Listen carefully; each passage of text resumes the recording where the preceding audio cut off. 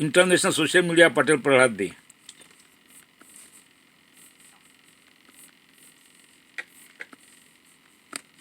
જનતાનો સમય પણ શું વાંધો છે તેનો એક રિપોર્ટ જાણીશું। મેરીલેન્ડમાં આઈસના એજન્ટ્સ દ્વારા ઇલીગલ ઇમિગ્રન્ટ્સની અરેસ્ટ દરમિયાન કરવામાં આવેલા શૂટિંગની માહિતી તેમજ કેલિફોર્નિયામાં 30 ઇલીગલ ઇન્ડિયન્સની ધરપકડના સમાચાર અને વિસ્કોન્સિનમાં બેડી સંજોગોમાં મોતને ભેટેલા એક ઇન્ડિયન સ્ટુડન્ટની માહિતી અને છેલ્લે વાત કરીશું શાળાને અમેરિકા બોલાવી પૈસાની સાથે આબરૂ પણ ગુમાવનારા જોર્જિયાના એક ગુજરાતીની આજના આ બુલેટિનમાં। ટ્રમ્પ બર્થરાઇટ સિટીઝનશિપને ખતમ કરવા માટે તેમણે સત્તા સંભાળી ત્યારથી જ ધમપછાડા કરી રહ્યા છે। તેમની સરકાર ઇલીગલ ઇમિગ્રન્ટ્સની સાથે તેમના યુએસમાં જન્મેલા બાળકોને પણ ડિપોર્ટ કરી રહી છે અને જે બાળકો તેમના પેરેન્ટ્સ સાથે ઇલીગલી અમેરિકા આવ્યા છે તેમના માથે પણ ડિપોર્ટેશનનો ખતરો તોળાઈ રહ્યો છે। 2025માં અમેરિકામાં એવા ઢગલાબંધ ટીનેજર્સ કે પછી કોલેજિયન્સ અરેસ્ટ અથવા ડિપોર્ટ થયા છે કે જે માંડ 4-5 વર્ષની ઉંમરે જ યુએસ આવ્યા હતા અને હાલ તેમને એવા દેશમાં મોકલી દેવામાં આવી રહ્યા છે કે જેની સાથે તેમનું કોઈ કનેક્શન જ નથી રહ્યું। ટ્રમ્પના ટોપ એડવાઇઝર્સમાંના એક સ્ટીફન મિલરનું એવું માનવું છે કે છેલ્લા 7 દાયકામાં થયેલા ઇમિગ્રેશનને કારણે એવા લાખો લોકો અમેરિકાની જનસંખ્યામાં ઉભી રહ્યા છે કે જેમણે અમેરિકાને જે કંઈ આપ્યું છે તેના કરતાં ઘણું જ વધારે લીધું છે। ઇમિગ્રેશનને સખ્ત બનાવવાની સાથે જે લોકો પહેલેથી જ અમેરિકામાં છે તેમને ડિપોર્ટ કરવા માટે ટ્રમ્પ સરકાર આ જ મુદ્દાને કેન્દ્રમાં રાખી પોતાની કાર્યવાહીને જસ્ટિફાય કરી રહી છે। જો કે હવે સ્ટીફન મિલર એવી દલીલ કરી રહ્યા છે કે માઇગ્રન્ટ્સ પોતાની સાથે એવી સમસ્યાઓને પણ અમેરિકા લઈને આવે છે કે જે તેમની આવનારી પેઢીઓ સુધી ચાલતી રહે છે। મિલરે ફોક્સ ન્યૂઝને આપેલા એક ઇન્ટરવ્યુમાં જણાવ્યું હતું કે યુએસ આવતા ઇમિગ્રન્ટ ગ્રુપમાંના ઘણા લોકોની પહેલી પેઢી જ નિષ્ફળ જાય છે તેવું નથી। તેમની આવનારી જનરેશન્સ પણ તેમના જેવી જ હોય છે અને સોમાલિયાથી આવેલા લોકો તેનું લેટેસ્ટ ઉદાહરણ છે તેવો પણ મિલરે દાવો કર્યો હતો। તેમનું કહેવું હતું કે આવા લોકો ગવર્મેન્ટ વેલફેર સ્કીમ્સનો સૌથી વધારે ઉપયોગ કરે છે। તેમનામાં ક્રાઇમ રેટ ઘણો જ વધારે હોય છે અને તેઓ અમેરિકન કલ્ચર સાથે ભળતા પણ નથી અને આવું પેઢી દર પેઢી ચાલ્યા જ કરે છે। બર્થ રાઇટ સિટીઝનશિપ બંધ કરવા માટે ટ્રમ્પે જે એક્ઝિક્યુટિવ ઓર્ડર સાઇન કર્યો હતો તેનું ભવિષ્ય હવે અમેરિકાની સુપ્રીમ કોર્ટ નક્કી કરવાની છે। કોર્ટ આ અંગે કોઈ ફેસલો આપે તે પહેલા માહોલ ઉભો કરવા માટે જાણે ટ્રમ્પ એડમિનિસ્ટ્રેશન આ પ્રકારના દાવા કરી રહ્યું છે। 20મી સદીમાં અમેરિકા એશિયા તેમજ સદર્ન અને ઈસ્ટર્ન યુરોપના લોકોને યુએસ આવતા અટકાવવા માટે 1924 નેશનલ ઓરિજિન્સ એક્ટનો ઉપયોગ કરતું હતું જેના હેઠળ આ દેશો માટે ચોક્કસ કોટા નક્કી કરવામાં આવ્યો હતો અને તેનું સખ્તાઈથી પાલન પણ થતું હતું।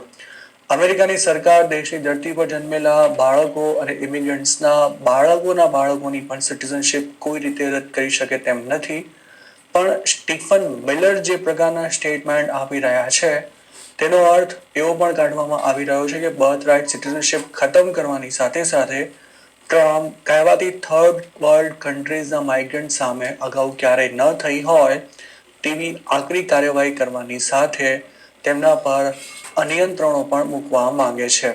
સ્ટીફન મિલરે જે સ્ટેટમેન્ટ આપ્યું છે તેના પર ઇમિગ્રેશનના તરફદારો ગંભીર સવાલ ઉઠાવી રહ્યા છે।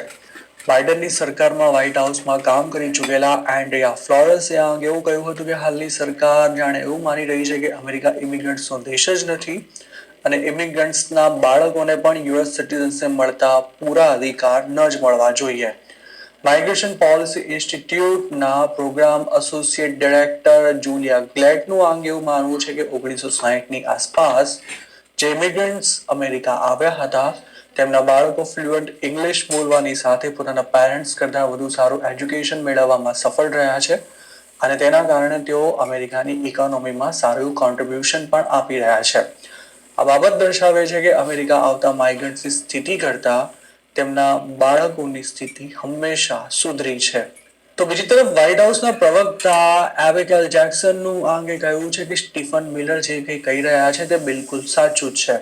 અમેરિકા આવતા ઇમિગ્રન્ટ્સના ટોળે ટોળા દેશના કલ્ચર અને સોસાયટી સાથે નથી ભળતા અને જે કારણોસર તેમના દેશ બરબાદ થઈ ગયા હોય તેવી જ સ્થિતિ તેઓ અમેરિકામાં ઊભી કરવા માંગે છે। તેમણે એવું પણ ઉમેર્યું હતું કે અમેરિકા ક્યારે પણ ઇમિગ્રન્ટ્સની પ્રોબ્લેમને દેશની પ્રોબ્લેમ નહીં બનવા દે। આઈસ અને બોર્ડર પેટ્રોલ દ્વારા કરાઈ રહેલું ઇમિગ્રેશન એન્ફોર્સમેન્ટ હિંસક બની રહ્યું છે તેવા આરોપો વચ્ચે મેરીલેન્ડમાં બનેલી આવી જે ઘટનામાં આઈસના એજન્ટ્સે કરેલા ફાયરિંગમાં 2 લોકો ઘાયલ થયા હોવાના અહેવાલ છે. બુધવારે સવારે 11 વાગ્યાની આસપાસ કરવામાં આવેલા શૂટિંગમાં એક શખ્સને ગોળી વાગવાથી ઈજા થઈ હતી, જ્યારે બીજાને ફાયરિંગ બાદ થયેલા અકસ્માતમાં સામાન્ય ઈજાઓ પહોંચી હતી તેવું કહેવાઈ રહ્યું છે. આઈસના એજન્ટ્સ 2 અનડોક્યુમેન્ટેડ ઇમિગ્રન્ટ્સને પકડવા માટે એક ઓપરેશનમાં નીકળ્યા હતા ત્યારે આ ઘટના બની હતી. સીએનએનના રિપોર્ટમાં જણાવાયા અનુસાર બુધવારે બાલ્ટિમોરથી થોડે દૂર એજન્ટ્સે એક વેનને ટ્રાફિક સ્ટોપ દરમિયાન અટકાવવાનો પ્રયાસ કર્યો હતો અને ત્યારે આ શૂટિંગ થયું હતું. ચાલુ અઠવાડિયામાં જ આઈસના એજન્ટ્સ દ્વારા અનડોક્યુમેન્ટેડ ઇમિગ્રન્ટ્સ પર ગોળી ચલાવાઈ હોય તેવી આ બીજી ઘટના બની છે. જે ઇમિગ્રન્ટ કાર ચલાવી રહ્યો હતો તે પોર્ટુગલનો હતો, જ્યારે વેનમાં સવાર અન્ય શખ્સ એલ સાલ્વાડોરનો હોવાનું જાણવા મળ્યું છે. બેલ્ટિમોરમાં આ શૂટિંગ થયું તે પહેલા એજન્ટ્સે વેન પાસે જઈ ડ્રાઈવરને એન્જિન બંધ કરવા માટે કહ્યું હતું, પણ તેણે આમ કરવાનો ઇનકાર કરી ભાગવાનો પ્રયાસ કર્યો હતો. DHS દ્વારા અપાયેલી માહિતી અનુસાર બેલ્ટિમોરની સાઉથમાં આવેલા ગ્લેન બર્નીમાં ઇલીગલી રહેતા 2 લોકોને પકડવા માટે એજન્ટ્સ એક ચોક્કસ લોકેશન પર પહોંચ્યા હતા, જ્યાં ચાલુ કાર્યવાહીમાં તેમને ફાયરિંગ કરવાની ફરજ પડી હતી. ડિપાર્ટમેન્ટે એવો પણ દાવો કર્યો છે કે આ બંને ઇમિગ્રન્ટ્સ એક વેનમાં સવાર હતા. એજન્ટ્સ જ્યારે વેનની પાસે પહોંચ્યા ત્યારે ડ્રાઈવરે ગાડી તેમના તરફ દોડાવી હતી અને એજન્ટ્સે અડફેટમાં લેવાનો પ્રયાસ કર્યો હતો. અચાનક જ પોતાના તરફ એક વેન ધસી આવતા એજન્ટ્સે સ્વ બચાવમાં ગોળીબાર કર્યો હતો, જેના કારણે વેન એક ઝાડ સાથે અથડાયા બાદ ઊભી રહી ગઈ હતી અને તેમાં સવાર પેસેન્જરને ઈજા પહોંચી હતી. આ ઘટનામાં ઘવાયેલા બંને ઇમિગ્રન્ટ્સને હોસ્પિટલ શિફ્ટ કરવામાં આવ્યા હતા. એબીસી ન્યૂઝે આ મામલે એને એડ્યુનલ કાઉન્ટી પોલીસ ડિપાર્ટમેન્ટને કોટ કરતા જણાવ્યું છે કે જેને ગોળી મારવામાં આવી હતી તેની હાલત હાલ સ્થિર છે, જ્યારે અન્ય શખ્સને થયેલી ઈજા ખાસ ગંભીર નથી. જોકે આ મામલાની તપાસ કરી રહેલી લોકલ પોલીસે હાલ તેના વિશે વધુ કોઈ માહિતી આપવાનો ઇનકાર કરી દીધો છે. મેરીલેન્ડના ડેમોક્રેટિક ગવર્નર વેસ મરે સોશિયલ મીડિયા પર આ અંગે જણાવ્યું હતું કે પોતે આ ઘટનાથી માહિતગાર છે અને તેમની ઓફિસ લોકલ ઓથોરિટી સાથે સંપર્કમાં છે. તો બીજી તરફ વ્હાઇટ હાઉસના deputy chief of staff Stephen મિલરે આઈસ પર વાહન ચડાવી દેવાની ઘટનાઓ વધી રહી છે તેવું જણાવતા આને ગંભીર બાબત જણાવી હતી. ઇમિગ્રેશન એન્ફોર્સમેન્ટ દરમિયાન હિંસક અથડામણ થઈ હોય તેવી અનેક ઘટનાઓ અત્યાર સુધીમાં બની ચૂકી છે, જેમાં ફેડરલ એજન્ટ્સની ગોળીથી ઇમિગ્રન્ટ્સના મોત થવાની સાથે તેમનાથી બચવા ભાગી રહેલા કોઈ ઇમિગ્રન્ટનું અકસ્માતમાં મોત થઈ ગયું હોય તેવા મામલાનો પણ સમાવેશ થાય છે. શિકાગોમાં સપ્ટેમ્બરમાં બનેલી આવી જ એક ઘટનામાં આઈસના એજન્ટ્સે ફાયરિંગ કરતા એક મેક્સિકન ઇમિગ્રન્ટનું મોત થઈ ગયું હતું. તે વખતે એવો દાવો કરવામાં આવ્યો હતો કે એજન્ટે સ્વ બચાવમાં ફાયરિંગ કર્યું છે, પરંતુ સિક્યોરિટી તેમજ બોડી કેમ ફૂટેજ બહાર આવતા તેમના દાવા પર સવાલ ઊભા થયા હતા. ઇલીગલી અમેરિકા ગયેલા ઇન્ડિયન્સ માટે હવે 2 નંબરમાં કઢાવેલા લાયસન્સ પર ડ્રાઇવિંગ કરવું ખૂબ જ જોખમી સાબિત થઈ શકે છે, કારણ કે તાજેતરના દિવસોમાં જ બોર્ડર પેટ્રોલ દ્વારા 30 ઇન્ડિયન્સની ધરપકડ કરવામાં આવી છે. આ તમામ લોકો કોઈ સ્ટેટસ વિના અમેરિકામાં રહેતા હતા અને કમર્શિયલ ડ્રાઇવર્સ લાયસન્સ પર તેઓ સેમી ટ્રક ચલાવતા હતા. કસ્ટમ્સ એન્ડ બોર્ડર પ્રોટેક્શનના જણાવ્યા અનુસાર કેલિફોર્નિયાના એલ સેન્ટ્રો સેક્ટરના બોર્ડર પેટ્રોલ એજન્ટ્સે કમર્શિયલ ડ્રાઇવર્સ લાયસન્સ ધરાવતા કુલ 42 લોકોની ધરપકડ કરી હતી, જેમાં 30 ઇન્ડિયન્સનો પણ સમાવેશ થાય છે. આ તમામ લોકોને ઇમિગ્રેશન ચેક પોઇન્ટ્સ તેમજ ઇન્ટર એજન્સી ઓપરેશન હેઠળ વ્હીકલ સ્ટોપ્સ દરમિયાન અરેસ્ટ કરવામાં આવ્યા હતા. નવેમ્બર 23 થી ડિસેમ્બર 12 ના ગાળામાં આ કાર્યવાહી હાથ ધરવામાં આવી હતી, જેમાં કુલ 42 ઇલીગલ ઇમિગ્રન્ટ્સ બોર્ડર પેટ્રોલ એજન્ટ્સના હાથમાં આવી ગયા હતા. આ ટ્રક ડ્રાઇવર્સ ઇન્ટરસ્ટેટ ટ્રાવેલ કરી રહ્યા હતા તેવું પણ સીબીપીએ જણાવ્યું છે. જે 42 ડ્રાઇવર્સ અરેસ્ટ કરાયા છે તેમાં 30 ઇન્ડિયન્સ ઉપરાંત El Salvador, China, Haiti, Mexico, Honduras અને ટર્કીના ઇમિગ્રન્ટ્સનો પણ સમાવેશ થાય છે. આ ટ્રક ડ્રાઇવર્સના લાયસન્સની તપાસ દરમિયાન જાણવા મળ્યું હતું કે 31 લોકોના કમર્શિયલ ડ્રાઇવર્સ લાયસન્સ કેલિફોર્નિયામાંથી ઇસ્યુ થયા હતા, જ્યારે 8 લોકોએ ફ્લોરિડામાંથી લાયસન્સ મેળવ્યા હતા. આ સિવાય ઇલિનોય, ઇન્ડિયાના, Ohio, Maryland, Minnesota, new jersey, New York, Pennsylvania અને વોશિંગ્ટનમાંથી લાયસન્સ કઢાવનારા લોકોની પણ ધરપકડ કરવામાં આવી હતી.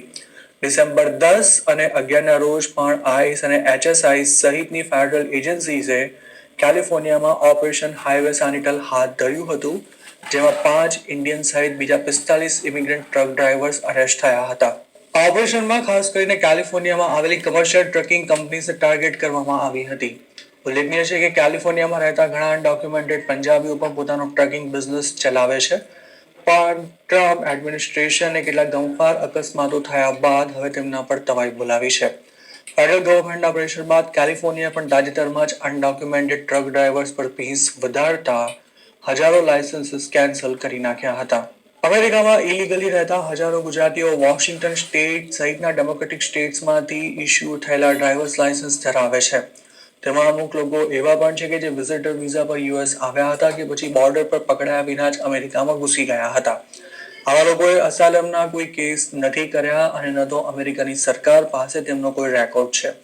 જોકે $5,000 ખર્ચીને 2 નંબરમાં લાયસન્સ કઢાવનારા આવા ઘણા લોકો હવે ટ્રમ્પ એડમિનિસ્ટ્રેશનના રડાર પર આવી ચૂક્યા છે. હાયર એજ્યુકેશન માટે અમેરિકા ગયેલા એક ઇન્ડિયન સ્ટુડન્ટનું ભેદી સંજોગોમાં મોત થઈ ગયું હોવાની ઘટના સામે આવી છે. મૂળ તેલંગાણાના આ સ્ટુડન્ટનું નામ પવન રેડ્ડી હતું, જે પોતાના દોસ્તો સાથે ગત શુક્રવારના રોજ ડિનર માટે ગયો હતો. તેની તબિયત અચાનક જ લથડી જતા પવનના દોસ્તો તેને હોસ્પિટલ લઈ ગયા હતા, પરંતુ ત્યાં સારવાર દરમિયાન શનિવારે સવારે જ તેનું મોત થઈ ગયું હતું. પવન રેડ્ડી 2 વર્ષ પહેલા અમેરિકા ગયો હતો અને માત્ર 2 મહિના બાદ તેને માસ્ટર્સની ડિગ્રી મળવાની હતી, પણ માત્ર 24 વર્ષની વયે જ હવે ત્યાં દુનિયામાં નથી રહ્યો. મૃતક પવન વિસ્કોન્સિનની કોન્કોર્ડિયા યુનિવર્સિટીનો સ્ટુડન્ટ હતો. તેના મોતના સમાચાર થોડી જ વારમાં સોશિયલ મીડિયા પર વાયરલ થઈ ગયા હતા અને કેટલાક લોકોએ એવો પણ દાવો કર્યો હતો કે પવન રેડ્ડીનું ફૂડ પોઈઝનિંગને કારણે મોત થઈ ગયું છે.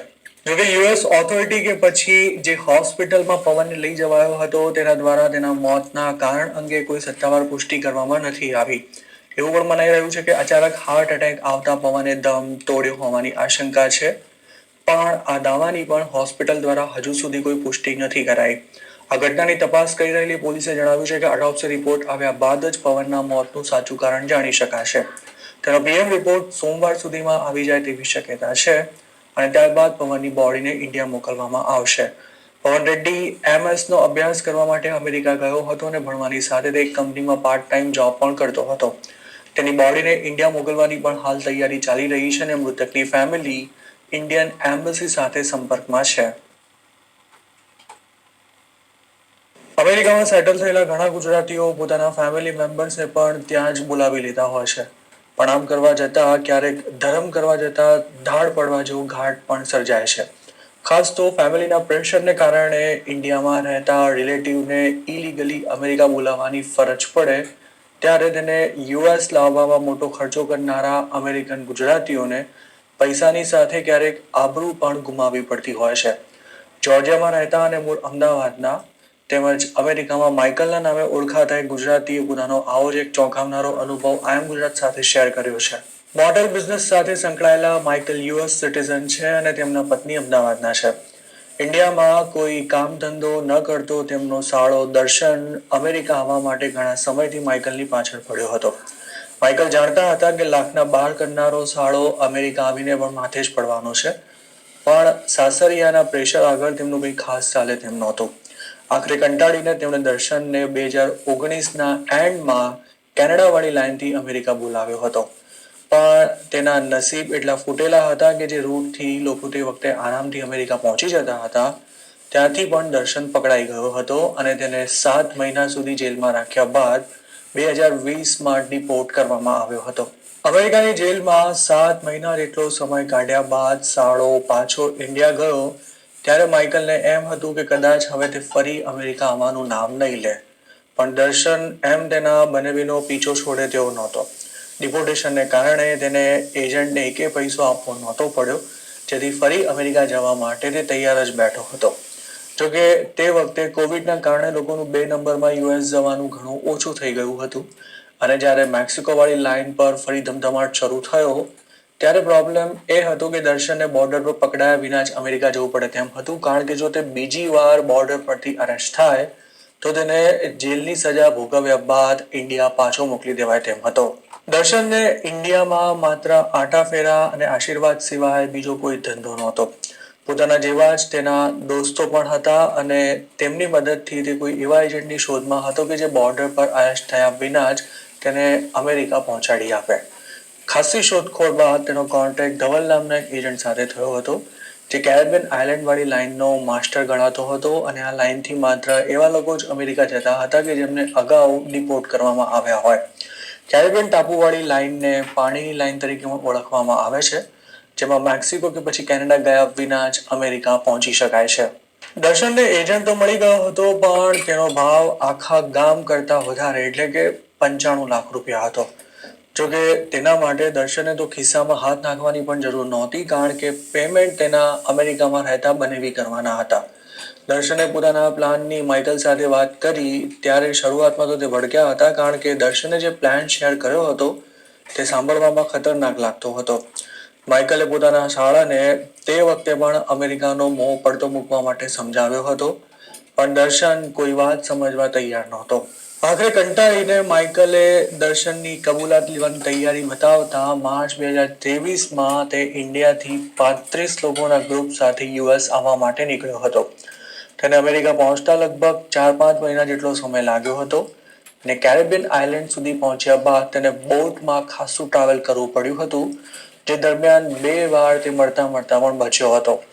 દર્શન છેલ્લે અમેરિકાના તાબા હેઠળ આવતા એક આઇલેન્ડ પર પહોંચ્યો હતો, જ્યાં તેને ન્યુયોર્કનું ફેક આઈડી આપવામાં આવ્યું હતું અને તેના પર તે અમેરિકા જતી ડોમેસ્ટિક ફ્લાઇટમાં સવાર થઈ આખરે ઓગસ્ટ 2023માં ટેનેસીના નેશવિલ એરપોર્ટ પર લેન્ડ થયો હતો. અમેરિકા પહોંચી ગયેલા શાળાને લેવા માટે માઇકલ ટેનેસી પહોંચ્યા હતા, પણ પેસેન્જરની કસ્ટડી પહેલા તેમને ટોટલ $1.10 લાખ એજન્ટને ચૂકવવાના હતા. તેની વ્યવસ્થામાં તેમને 4 દિવસ જેટલો સમય લાગી ગયો હતો અને પૂરું પેમેન્ટ ચૂકતે થયા બાદ દર્શનને એજન્ટના માણસે છોડ્યો હતો. દર્શન યુએસ પહોંચ્યો ત્યારે માત્ર પહેર્યા કપડે હતો. માઇકલે તેને પોતાના ઘરે લઈ જઈ તેને કપડાં સહિતનો સામાન અપાવ્યો હતો. દર્શનની ઈચ્છા આમ તો અમેરિકા આવીને બનેવીના માથે જ પડવાની હતી, પણ માઇકલ પોતાના ટોપીબાજ શાળાથી સારી રીતે પરિચિત હતા, જેથી તેમણે દર્શનને પોતાને ત્યાં ન રાખવાનું પહેલેથી જ નક્કી કરી રાખ્યું હતું. લગભગ 10 દિવસ બાદ માઇકલે પોતાના કોન્ટેક્ટ્સનો યુઝ કરી દર્શનને એક જગ્યાએ કામ પર લગાડી દીધો હતો અને દર મહિને પોતાને કેટલા પૈસા ચૂકવવાના રહેશે તેની પણ તેમણે સ્પષ્ટતા કરી લીધી હતી. શરૂઆતના 8-9 મહિના સુધી બધું જ બરાબર ચાલતું રહ્યું હતું. અમેરિકા આવીને જાણે સુધરી ગયો હોય તેમ દર્શન કોઈ છમકલું કર્યા વિના ચૂપચાપ નોકરી કરવાની સાથે દેવું ચૂકતો કરી રહ્યો હતો અને માઇકલને પણ શાળાથી એક અંતર જાળવી રાખવું હોવાથી તે પણ તેને કોઈ ખાસ પૂછપરછ નહોતા કરતા. સટ્ટાના રવાડે ચડેલો દર્શન અમેરિકા આવતા પહેલા ઇન્ડિયામાં 50 લાખ રૂપિયાનું દેવું કરીને આવ્યો હતો, જેને ચૂકતે કરવામાં માઇકલે જ હેલ્પ કરી હતી અને અમેરિકા આવીને થોડા સેટલ થયા બાદ દર્શને ફરી આ જ ધંધો શરૂ કર્યો હતો, જેનો માઇકલને તે વખતે કોઈ આઈડિયા જ નહોતો. દર્શન જોર્જિયામાં જ ડંકિનમાં જોબ કરતો હતો અને માઇકલના ભરોસે તેના ઓનરે દર્શનને થોડા જ સમયમાં મેનેજર પણ બનાવી દીધો હતો. દર્શન જ્યાં જોબ કરતો હતો ત્યાં પૈસાનો બધો જ વહીવટ તેના હાથમાં હતો, જેનો તે ચૂપચાપ અને ભરપૂર ફાયદો પણ લઈ રહ્યો હતો. પણ એક દિવસ તેની ચોરી પકડાઈ ગઈ હતી. માઇકલની શરમને કારણે દર્શન સામે તેના ઓનરે પોલીસ ફરિયાદ નહોતી કરી, પણ તેની પાસેથી એવું લખાણ ચોક્કસ લેવામાં આવ્યું હતું કે તેણે કેશ રજિસ્ટરમાંથી પૈસા લીધા છે અને જો તે પરત નહીં ચૂકવે તો તેની સામે લીગલ એક્શન લેવામાં આવશે. જો દર્શનનો કાંડ આટલા પૂરતો મર્યાદિત નહોતો. ઇન્ડિયાની જેમ જ તેણે અમેરિકા આવીને પણ ઢગલાબંધ લોકો પાસેથી પૈસા ઉછીના લઈ લીધા હતા અને તેમને પટાવવા માટે તેમણે માઇકલના નામનો બેશરમીથી ઉપયોગ કર્યો હતો. પણ દર્શનના બનેવીને તેના કાંડ વિશે કોઈ જ માહિતી નહોતી, કારણ કે તે દર્શનથી ઘણે દૂર રહેતા હતા અને બંને વચ્ચે કોઈ વાતચીત પણ ભાગ્યે જ થતી હતી. અમેરિકામાં એકની ટોપી બીજાના માથે પહેરાવાનો ધંધો શરૂ કરી દેનારા દર્શનની આ ચોરી એપ્રિલ 2025થી ઉગાડી પડવાની શરૂ થઈ ગઈ હતી. લોકોએ તેની પાસેથી ઉઘરાણી પણ શરૂ કરી હતી, પરંતુ આ વાત હજુ સુધી માઇકલ સુધી નહોતી પહોંચી. દેવું જેમ વધી રહ્યું હતું તેમ દર્શન વધારે સટ્ટો રમતો હતો અને આ ચક્કરમાં તે દેવામાં વધુ ને વધુ ઊંડો ઉતરી રહ્યો હતો. જોકે માઇકલને $30,000 ચૂકવ્યા બાદ દર્શને પેમેન્ટ કરવાનું લગભગ બંધ કરી દીધું હતું અને પૈસા બાબતે તે જાતભાતના બહાના પણ બનાવતો થઈ ગયો હતો. તો બીજી તરફ શાળાને અમેરિકામાં કોઈ તકલીફ ન પડે તે માટે માઇકલે તેને કાર ખરીદવામાં અને વોશિંગ્ટનથી ડ્રાઇવર્સ લાયસન્સ કઢાવી આપવામાં પણ હેલ્પ કરી હતી. મતલબ કે દર્શન જેટલું કમાતો હતો તે બધું જ ગાડીના હપ્તા ભરવામાં અને બીજા ખર્ચામાં જ વપરાઈ જતું હતું. સારો પૈસા ક્યાં ખર્ચે છે તેના પર નજર રાખવા માટે માઇકલે તેની સાથે જોઈન્ટ અકાઉન્ટ ખોલાવી રાખ્યું હતું. પણ હોશિયાર દર્શને બેંકના સ્ટાફને પટાવી માઇકલની જાણ બહાર જ બીજું અકાઉન્ટ ખોલાવી લીધું હતું અને તેના જ મારફતે તેણે બધા વહીવટ કરવાના શરૂ કર્યા હતા.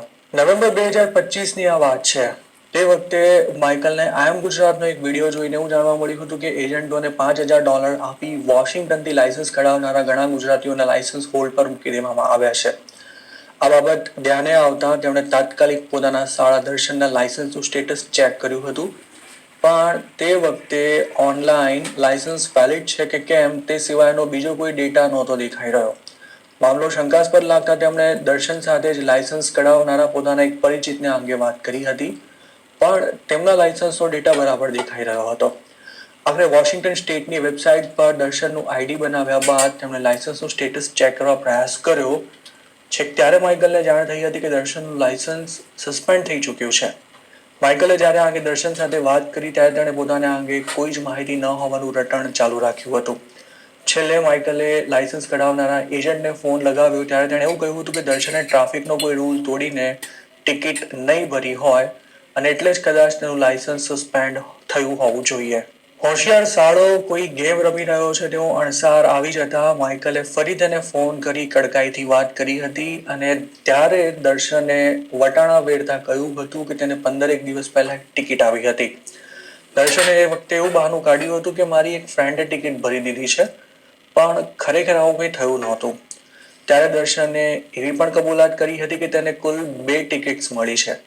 શાળાની આ વાત સાંભળીને માઇકલનું બ્લડ પ્રેશર વધી રહ્યું હતું, પણ ગમે તેમ કરીને પોતાની જાત પર કાબુ રાખીને બેઠા હતા.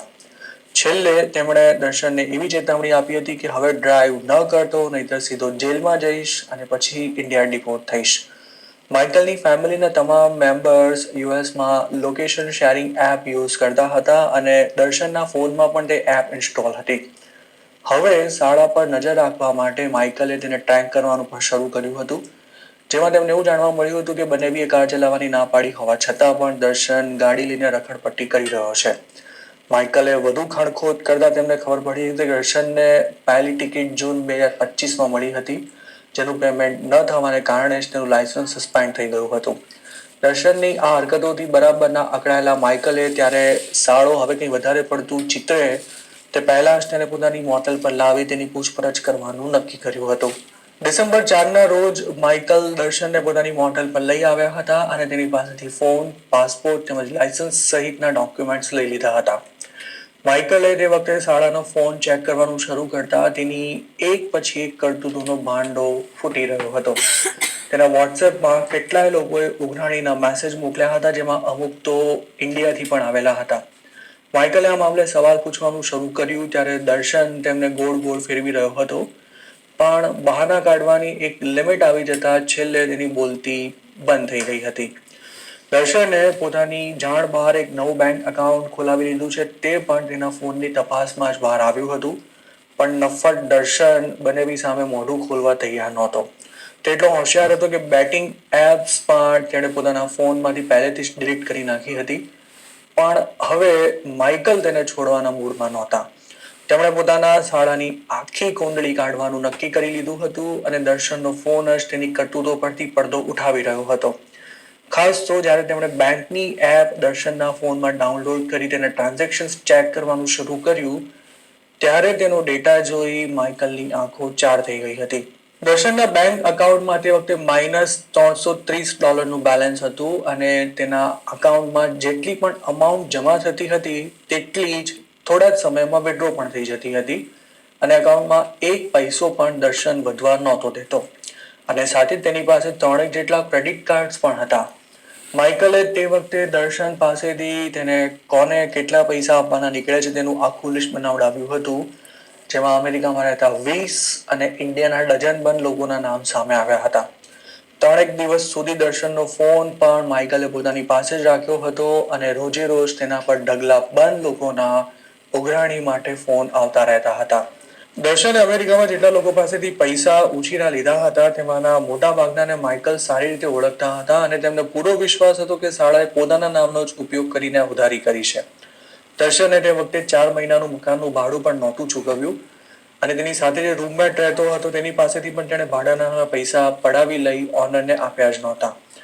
ઓનરના દીકરાને પણ દર્શને નહોતો છોડ્યો અને માઇકલનો આ લુચ્ચો સાળો એક જ ફેમિલીના લગભગ તમામ મેમ્બર્સ પાસેથી પૈસા ઉછીના લઈ આ તમામ લોકોને એકબીજા સાથે આ અંગે કોઈ જ વાત ન કરવા માટે કહેતો હતો, જેથી શરમમાં કોઈ બીજાને કહેતું જ નહીં કે દર્શન પોતાની પાસેથી પૈસા લઈ ગયો છે અને આમને આમ દર્શન જે કોઈ હાથમાં આવે તેને ખંખેરતો રહેતો હતો. હવે માઇકલની ધીરજ ખૂટી રહી હતી. તે શાળા પાસેથી લેવાના નીકળતા $1,00,000 ભૂલી જવા માટે તૈયાર હતા, પણ હવે તેની કરતૂતોને કારણે પોતાની આબરૂના ધજાગરા થાય તે તેમને કોઈ કિંમતે મંજૂર નહોતો. દર્શને જેમની પાસેથી પૈસા લીધા હતા તેવા પોતાના અમેરિકન દોસ્તોને ફોન કરી માઇકલે શાળાના કાંડ વિશે બધી જ વાત કરી હતી અને છેલ્લે બધા એવા નિષ્કર્ષ પર પહોંચ્યા હતા કે દર્શનને ઇન્ડિયા ભેગો કરી દેવામાં આવે. શાળા પાસેથી $1,00,000 લેવાના નીકળતા હોવા છતાં પણ માઇકલે તેના માટે ડિસેમ્બર 7ની $920 ઇન્ડિયા જતી ફ્લાઇટની ટિકિટ લીધી હતી અને સાળો બીજો કોઈ ખેલ ન કરે તે સુનિશ્ચિત કરવા માટે માઇકલ ખુદ તેને એટલાન્ટા એરપોર્ટ પર મૂકવા પણ ગયા હતા. દર્શનના લોકેશન પર નજર રાખવા માટે તેની બેગમાં પણ માઇકલે તેની જાણ બહાર જ એક એર ટેગ મૂકી દીધું હતું અને દર્શન એરપોર્ટમાં એન્ટર થયો ત્યારે તેણે પોતાના બનેવીને વિડીયો કોલ કરી બોર્ડિંગ પાસ સ્કેન કરી પોતે ફ્લાઇટમાં બેસવા જઈ રહ્યો છે તે પણ બતાવ્યું હતું. શાળાના સ્વરૂપમાં ઇન્ડિયાથી આવેલી પનોતીને વિદાય કર્યા બાદ માઇકલના માથા પરથી જાણે મોટો બોજ ઉતરી ગયો હતો. તે રાતે શાળાને એરપોર્ટ પર ડ્રોપ કરવાની સાથે જ તે ઇન્ડિયા જઈ રહ્યો છે તેની ખાતરી કર્યા બાદ તે ઘરે પહોંચી ગયા હતા અને તેમણે એર ટેગનું લોકેશન ચેક કર્યું ત્યારે તે એરપોર્ટ પર જ બતાવી રહ્યું હતું. માઇકલને એમ હતું કે ફ્લાઇટ ટેક ઓફ થઈ ગઈ હોવાથી લાસ્ટ લોકેશન હાલ દેખાઈ રહ્યું હશે, પણ દર્શનની ફ્લાઇટ જે સમયે અબુધાબી લેન્ડ થવાની તૈયારીમાં હતી ત્યારે પણ એર ટેગ એટલાન્ટાનું જ લોકેશન બતાવી રહ્યું હોવાથી માઇકલને દાળમાં કંઈક કાળું લાગ્યું હતું. તે જ વખતે જે એજન્ટ પાસેથી તેમણે ટિકિટ બુક કરાવી હતી તેનો ફોન આવી ગયો હતો અને તેણે માઇકલને એવું કહ્યું હતું કે દર્શન ફ્લાઇટમાં બેઠો જ નથી. માઇકલે એરલાઇન્સના કસ્ટમર કેર નંબર પર ફોન કરીને તપાસ કરી તો ત્યાં પણ તેમને આ જ જવાબ મળતા તેમને બરાબરનો ધ્રાસકો લાગ્યો હતો. દર્શન ફરી પોતાની સાથે ખેલ કરી ગયો તે કન્ફર્મ થતા તેમણે ફરી એરટેગને લોકેટ કરવાનું શરૂ કર્યું હતું. આખરે બીજા દિવસે છેક સાંજે 4 વાગ્યાની આસપાસ એરટેગમાં મૂવમેન્ટ શરૂ થઈ હતી, પણ માઇકલને એમ હતું કે દર્શને કદાચ બેગને ગાર્બેજ કરી દીધી હશે, જેથી એરટેગ પણ એરપોર્ટની અંદર જ આમથી તેમ ફરી રહ્યું છે. જોકે થોડી વાર બાદ એરટેગ એરપોર્ટના પિકઅપ ઝોનમાં પહોંચ્યું હતું અને ત્યાંથી તે ડોમેસ્ટિક ટર્મિનલ પર ગયું હતું અને પછી ત્યાંથી તેનું લોકેશન ટેનેસી તરફ મૂવ થતું દેખાવા લાગ્યું હતું. માઇકલ સમજી ચૂક્યા હતા કે દર્શને બેગ ગાર્બેજ નથી કરી અને તે એરપોર્ટની બહાર નીકળી ટેનેસી તરફ જઈ રહ્યો છે. જુઠ્ઠા શાળાને રંગે હાથ પકડવા માટે માઇકલ જ્યારે 7 થી 8 કલાક સુધી ડ્રાઈવ કરી ટેનેસી પહોંચ્યા હતા અને ત્યાં જે ટાકો બેલમાં દર્શન બેઠો હતો ત્યાં જઈને માઇકલે તેને પકડી લીધો હતો. બનેવીને રાતે 11:30 વાગે અચાનક જ પોતાની સામે ઉભેલા જોઈ દર્શન પણ ફફડી ગયો હતો, પણ હવે તે જાણે નાગાઈ પર ઉતરી આવ્યો હોય તેમ તેણે બનેવી સામે ગમે તેમ બોલવાનું શરૂ કરી દીધું હતું. માઇકલને પોતાના સવાલોના જવાબ જોઈતા હતા, પણ દર્શન $1,00,000નો ચૂનો લગાવ્યા બાદ બનેવીની સામે જોવા પણ તૈયાર નહોતો. તેવી લવારી કરી રહ્યો હતો કે અમેરિકા આવવા માટે આટલો મોટો ખર્ચો કર્યા બાદ આવી નાની મેટરમાં ઇન્ડિયા પાછા જતા રહેવાનો કોઈ મતલબ નથી. દર્શન માઇકલને એવો વાયદો પણ કરી રહ્યો હતો કે હું તમારી એક પાઈ ચૂકવી આપીશ, પણ માઇકલને પૈસામાં નહીં પરંતુ શાળાએ પોતાની સાથે દગો કેમ કર્યો તે જાણવામાં વધારે રસ હતો, પણ દર્શન તેના વિશે કશું જ બોલવા તૈયાર નહોતો. માઇકલ દર્શનને શોધતા ટેનેસી પહોંચી ગયા છે તેની જાણ થતા તેમના પત્ની અને દોસ્તોએ પણ તેમને સમજાવ્યા હતા કે હવે જે થયું છે તે ભૂલી જાઓ અને દર્શનને તેના હાલ પર છોડી દો. અમેરિકામાં ગુજરાતી સમુદાયમાં ખાસ ઇજ્જત ધરાવતા માઇકલે આખરે પોતાના ટોપી બાદ શાળાને તે વખતે જવા દીધો હતો, પણ ટેનેસી પહોંચ્યાના 2-4 દિવસમાં જ દર્શને ફરી જૂના ધંધા શરૂ કરી દીધા હતા. ત્યાં દર્શને કોઈની પાસેથી પૈસા ઉછીના લીધા છે તેવી વાત મળતા જ માઇકલને હવે ફરી એ વાતનો ડર સતાવી રહ્યો છે કે જેમ શાળાએ જોર્જિયામાં પોતાની આબરૂના ધજાગરા કર્યા તેવું જ હવે તે ટેનેસીમાં પણ ન ચિતરી બેસે. માઇકલનું કહેવું છે કે દર્શન બોલવામાં ખૂબ જ હોશિયાર છે અને તે મીઠી મીઠી વાતો કરી ગમે તેને બોટલમાં ઉતારી શકે છે. તેમણે યુએસમાં ગુજરાતીઓના વોટ્સએપ ગ્રુપમાં દર્શનના ફોટોગ્રાફ સાથે એક વિડીયો પણ ફરતો કર્યો છે, જેમાં માઇકલ એવું કહી રહ્યા છે કે તેમનો સાળો $1 લાખ પણ વધુની ચોરી કરી ચૂક્યો છે અને આ વ્યક્તિને કોઈએ જોબ પર ન રાખવો કે તેની સાથે કોઈ પૈસાનો વ્યવહાર પણ ન કરવો. માઇકલે શાળા પાછળ $1 કરોડ પણ વધુની રકમ ગુમાવી છે, પણ પૈસા ગુમાવવા કરતા તેમને પોતાની આબરૂ પર જે દાગ લાગ્યો છે તે વધારે ખૂચ્યું છે. આમ ગુજરાત સાથે વાત કરતા તેમણે કહ્યું હતું કે પૈસા સિવાયનું જે નુકસાન તેમને ઉઠાવવું પડ્યું છે તે કોઈ નથી સમજી રહ્યું. માઇકલે પોતાના શાળા પાસેથી ક્યારે પણ એવી અપેક્ષા નહોતી રાખી કે તે અમેરિકા આવીને કરોડપતિ થયા બાદ પોતાની કોઈ હેલ્પ કરે, પણ ચીટર શાળાએ અમેરિકા પહોંચ્યા બાદ જે કંઈ કર્યું છે તેના કારણે માઇકલ અંદરથી તૂટી ચૂક્યા છે. માઇકલ જેવા જ ઘણા ગુજરાતીઓ આજે પોતાના જ રિલેટિવ દ્વારા કરાયેલા ફ્રોડનો શિકાર બન્યા બાદ આબરૂ બચાવવાના પ્રયાસમાં લાખો ડોલરનો લોસ કર્યા પછી પણ ચૂપચાપ તેનો બોજ સહન કરતા રહે છે અને જો કોઈ કાયદાકીય કાર્યવાહી કરવા જાય તો પણ મોટાભાગે કશું જ હાથમાં નથી આવતું હોતું. તો મિત્રો, આ હતા અમેરિકાના આજના મુખ્ય સમાચાર. આપને તમારી રજૂઆત